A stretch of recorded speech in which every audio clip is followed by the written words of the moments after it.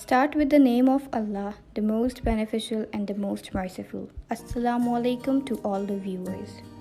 The topic is the conversion of a corporate client from conventional to Islamic banking. The organization that we have selected is Mizan Bank, and the most respectful personality to whom we have taken our interview is Mr. Aswan Zubair Malik, who has overall 9 years work experience. He successfully established Sharia compliance, Sharia auditing, and Sharia training function at 3 reputable Islamic banking institutions. He is a master trainer as well.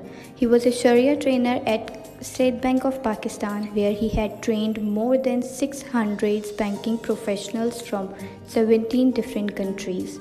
He also working as a group member at AAOIFI. He also won the Cambridge IFA's Critics' Choice Upcoming Personality in Islamic Product Development and Structuring Award 2019. He shared overall details according to the topic and case of a client who transfers from conventional to Islamic banking. Before sharing the case, I am starting this with very basic what Islamic banking is all about and how it differs from conventional banking. A lot of people still lack the knowledge of what Islamic banking is really all about and how it differs from the standard banking systems most economies are using right now. There are countless misconceptions, misinformation, and fallacies about the dissimilarities of these two banking systems. Although Islamic commercial banks have many products similar to those offered by conventional banks, the two entities differ conceptually. One key difference is that conventional banks earn their money by charging interest and fees for services. It is profit-oriented, whereas Islamic banks earn their money through profit and loss sharing, trading, leasing, charging fees for services rendered, and using other Sharia contracts of exchange. Islamic banking is a banking system based on Islamic Sharia laws.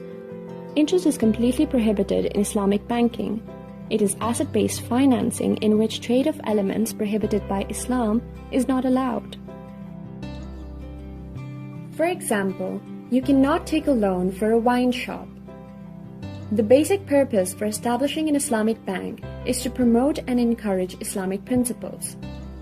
Islamic banks operate based on Islamic business law called Fiqh Muamalat for their basic transactions, and they also follow the financial laws and regulations of the countries in which they operate. Conventional banks likewise operate based on a country's financial laws and regulations, but they don't have contact with any religious body. Islamic scholars recognize that money has value, but with limitations. For example, money can't become more valuable simply because time is passing. However, the value of money can increase if it's invested in a project that itself is increasing in size, in success, and so on. In conventional banking, on the other hand, time value of money is the basis for charging interest on capital. When you deposit your paycheck in a conventional bank, your relationship with that bank is one of a creditor to a debtor. The bank has a responsibility to pay back your money with or without interest according to your account contract. Similarly, the roles reverse when the bank provides you with a loan. The relationship between a customer and an Islamic bank is completely different. Islamic banking has a multitude of trading structures and relations. For example, in a sale-based structure called Murabaha, the relationship is of a buyer and seller where earning, if any, comes from profit on the sale. In a rental-based structure called Ijara, the relationship is of a lessor and lessee where earning, if any, comes in the form of rent.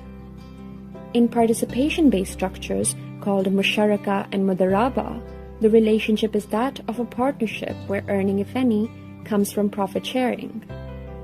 In an agency-based structure called Wakala, the relationship is that of a principal and agent where earning, if any, comes from the fee. Investments in conventional commercial banks are based on guaranteed principal and earning a fixed amount of income. For example, say that a customer in a conventional bank deposits $10,000 in a 6-month term deposit. After 6 months, the bank has a liability to pay back the customer the principal plus the interest rate charged for 6 months. Even if the bank lost the money in an investment, the bank is still liable to pay back all the money due. In Islamic banking, the concept of investment is different. Although the customer deposits the money in order to earn extra income for her savings, her principal and returns aren't guaranteed. Suppose the Islamic bank loses money because of an unexpected business failure. In this case, the bank isn't liable to pay the money to its customer. Now I'm going to present the case of a client who transfers from conventional banking to Islamic banking. A corporate customer in Faisalabad who manufactures bed sheets, he wanted to expand his facility.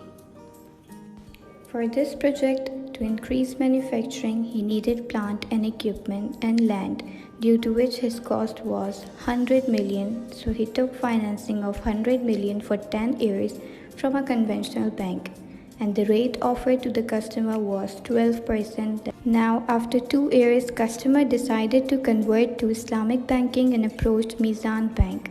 Now, some of the principal and interest customer has paid to the conventional bank and the remaining was outstanding. 80 million principal amount and 8 million interest were outstanding as of that day. Now, to convert this transaction, Mizan Bank decided to purchase an asset, plants, equipment and land from the customer in 80 million. Now, the customer went to settle the conventional financing with the conventional bank and paid this amount of 80 million to the conventional bank. Now, the Mizan Bank gives this asset on rent to a customer based on the sale and leaseback (IJRA) transaction. So, the customer is giving rent to the bank for the use of this asset, and it was decided that the customer will pay 8 million in 8 years. After 8 years, the ownership of the asset was transferred to the customer at a nominal price. Hope you liked the video. Thank you for watching.